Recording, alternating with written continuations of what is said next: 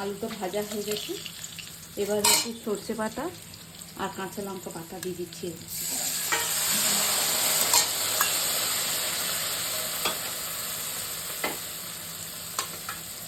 সিম দিয়ে দিচ্ছি।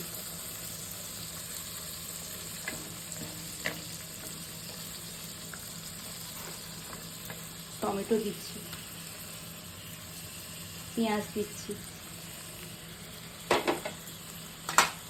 এই চিংড়ি মাছ দিচ্ছি, হলুদ আছে, হলুদটা দিয়ে মাখিয়ে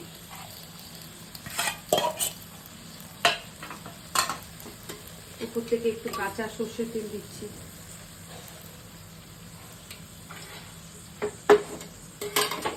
আর ধনে পাতা দিয়ে দিচ্ছি। এটা স্টিমে ভাপা হবে।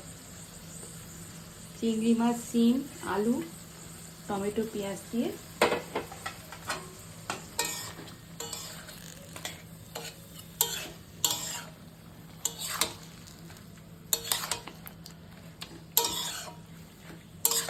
মাখা মাখা একদম ভাপা ভাপা হবে, জল দেব না।